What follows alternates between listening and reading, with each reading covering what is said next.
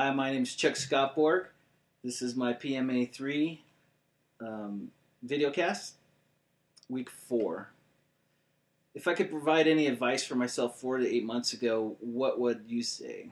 I'd say start your work on time, uh, stay away from negative discussion posts and emotions that encourage you to quit, try to never miss an assignment or turn one in late, give your brain a rest, set aside some time for fun, and try not to be stubborn and ask questions often to the instructors. Enjoy life rather just party as hard as I study. If I'm not partying hard, it's because I'm not studying hard. So that's kind of a rule in my house is, party hard, but study hard. We only get to live today. We're only guaranteed most of our day to day. So, don't miss out on life. Don't make school just your focus. Keep your relationships up. Another thing is say no to things that distract. Balancing work and life and school and my relationships are hard. I have 6 kids, a full-time job, my wife, and our relationship to keep up. Saying no to things that, weigh heavily on just our relationships and time. It's good to say no, at least for the next couple of, it's only a year left, so what can I say? Okay, the next question was, do you have any tricks or tips to manage your time? Being that I'm a father of 6, I'm constantly having, problems to solve. My job, I'm a technical artist, so I solve problems at work all day long. So emotions and stress are my time robbers, personally. So what I do is, if I need to, I journalize for 20 minutes, and my emotions get put on a piece of paper, and I could set aside those emotions, and then I can focus on my homework or my tasks that I need to complete. When I do that, then I can go back to those journals and figure out, okay, what is the root of these problems, and then solve them on a later time.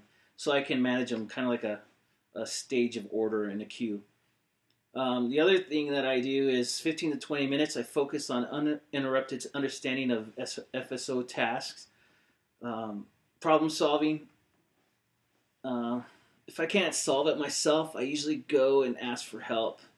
And or I go on to the next problem to solve that's usually easy, and then I'll address the harder ones later, and that way I can call in reinforcements and get help.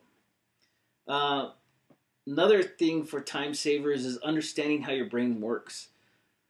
For instance, do you solve math problems better in the morning, in the afternoon, or late at night? My brain tasks is does logical events early in the morning, and then I do like creative things more in the evening after 3 to 5 or 8 to 10 p.m. at night. So if I'm going to do creative tasks, I'm going to save them for times at night, and if I'm going to do math problems and solving communication, then I'll do those more towards the afternoon.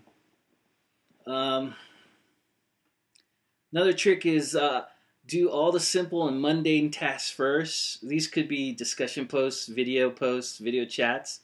Although sometimes you run out of time, but tend to do the easy stuff first. And that's a good trick. And I'm probably not one. I'm probably like a hypocrite in that area. Another thing is pace yourself through FSO. It's a rapid learning curriculum. When you start to hear yourself sigh, you know that your brain's getting tired. If you're starting to like grr and yell out loud, then you should stop immediately and switch to something random or fun to do, and don't feel guilty. And your brain tends to try to solve the problems even though you're having fun, so you're not missing out on anything. There's 2 more items, is noise isolation. it's hard when you're in a family of 6 to 8 people, right? And you have a bunch of noise to do your homework. So music and headphones are my friend. Um, Noise at home. If you're in a coffee shop or something like that, you could put on your ghetto headphones and you can get to coding or doing your art or writing tasks. Those tend to become a breeze because you have one single noise that you're dealing with rather than 50 at once. Sleep and energy is a key to managing time. There's no reason. The only reason why we sleep usually is because our brain needs rest. Our body can do a lot, but our brains need to recharge.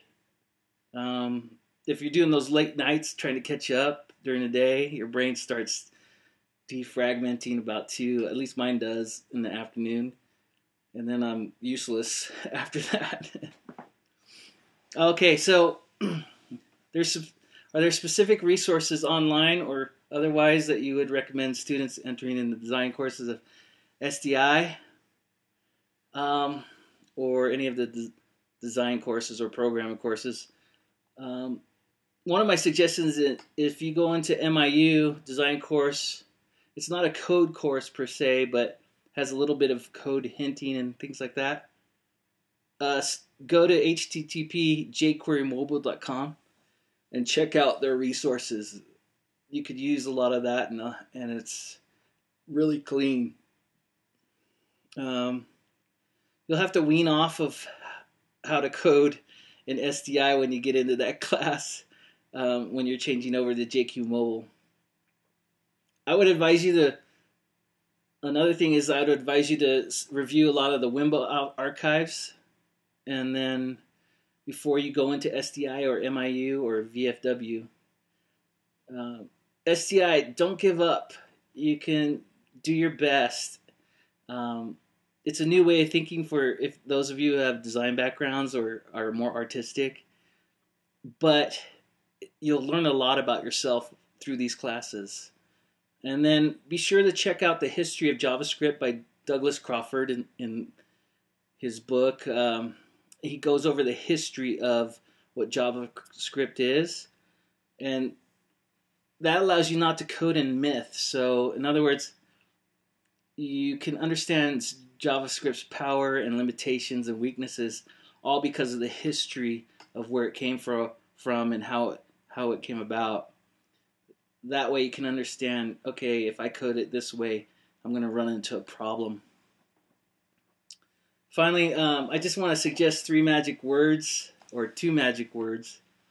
Thank you and please go a long way.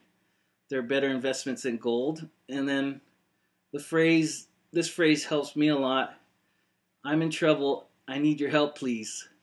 That will help you, and that will be the most valuable tool during this program. Your life, probably, your relationships, and beyond. So good luck. It's good to meet you. Take care.